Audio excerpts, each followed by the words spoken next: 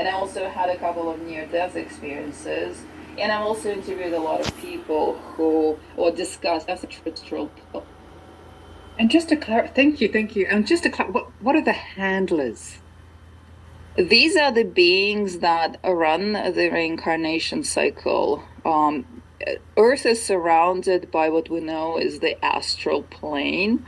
And because I've done a lot of astral projecting early in my life, and then I started what I call quantum traveling past that dimension and looking back. And I also had a couple of near-death experiences.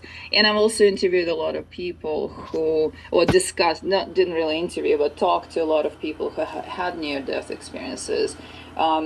I've come to the conclusion that the astral plane is what encompasses the afterlife.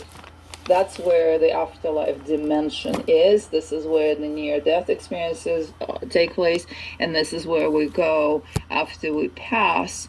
And that realm is operated, or that whole system of reincarnation is operated by the shape-shifting beings that some call archons, but you don't really, they're going to present to you what you believe in. If you believe in Jesus Christ, you're going to face Jesus Christ, but it's not the real thing. If you believe in angelic beings, but if you believe in Jesus Christ, you're going to face Jesus Christ, but it's not the real thing. If you believe in angelic beings, you're going to be surrounded by angelic beings. If you are in Hinduist tradition, for example, and you believe in Krishna, you're going to meet that being there telling you that you have to go back. If you don't believe in any of these, you're going to see your loved ones or the ones that you miss the most greet you and tell you that you need to go back, because they literally shapeshift into just anything that is going to be the most convincing for you. Wow. I mean, that certainly explains one of the theories of why everyone has such different near-death experiences. Right. Whether you call them archons or shapeshifters, how do they profit from this reincarnation experience? What's in it for them? Well, there is a belief that they are harvesting energy, vital energy of the human beings. That energy is called loosh. After I wrote the book, people started reaching out to me saying that term was coined by Robert Monroe. I never read Robert Monroe, never even heard of him until after I published the book and started giving the interviews, and people started reaching out to me saying that. But it is the vital energy of the human being that is especially delicious for the handlers when we're in suffering. So all gradations of suffering. If you zoom out and look at the whole human experience, I mean, suffering for the majority of the population is pretty much a standard kind of type of living. We don't even notice that we have these beliefs like no pain, no gain, love hurts, and like that kind of stuff. But it's very much ingrained in the human psyche that we have to suffer to get something in life, that we have to suffer that it's just the way it is. But the suffering is what produces the highest amount of that energy, and this is what the handlers profit or actually live off of. I mean, it sounds kind of scary in my humanness. I have heard that the more negative we are or suffer or in a fear-based state, the more energy that's produced. Also, the other question is, are these thoughts our own? No. No. I would suggest that there is a whole different structure to our thoughts, because I work with people, I do spiritual healing work, and I always start with childhood conditioning. And then we have entities who are attracted to the wounds that the person experienced during childhood conditioning. And let's mention that the person came into a specific family because they are paying off their karma.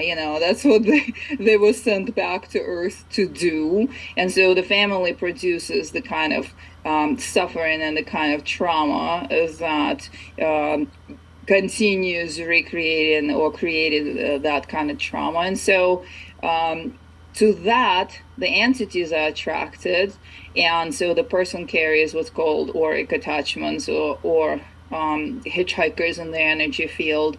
And that is something that is the next layer. And these energies or these spirits, they dwell around Earth plane, and they amplify the thoughts that the person is already having based on the childhood conditioning. So there are a few layers to that, but it's all interconnected. This is why when I do the healing work, I look at all of it so that the person can correct the entire package for themselves. Amazing, so complicated and intricate. How would we best avoid the handlers or the archons? I'm trying to think of the right word here.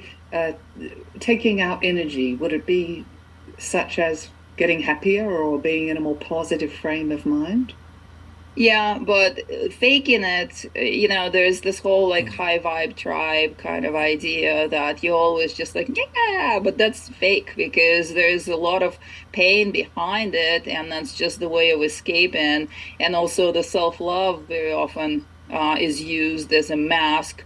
Oh, I love myself. I love myself. We put that person in front of the mirror for 30 minutes and then they're crying because that was just the thing that they believe that they're supposed to be saying and doing, but it hides the trauma even deeper. So the true path, in my opinion, is going into processing and releasing the traumas. And it's a process, it doesn't happen overnight. And yeah, developing a more positive outlook on things, because technically everything is neutral. Everything, how we respond to it, how we react to things, that's what make it good or bad, technically. Of course there are big things that are bad by definition, but in our everyday life, how we respond to things determines what we feel, what we think. So there's a formula: what you think, what you feel, and what you focus on determines your state of being, the state of your energy, and the state of the field that you carry and your vibrational state. And so that also creates the match to what you experience within this reality, to what you draw to yourself from by the law of attraction. But if you have learned to generate inner peace, you've done your inner work, and even if you're in the process of doing the inner work, every next step will take you to the next octave of your vibrational state. And then you're meditating and you're doing spiritual practices to generate inner peace and stay in balance. That's plenty. And you will naturally reach the state, not of the burning high excitement, but the state of peaceful contentment, and that's neutral. So you're not feeding anyone in that space, in my opinion. You did mention the law of attraction, that in some way we create our reality by our thoughts. Can you expand on that a little bit more for the audience, please? Yes, of course. The question, why is this always happening to me? Right? There are some people that experience the same thing over and over. That starts from the childhood conditioning. Let's say a person felt overpowered by their primary caretakers.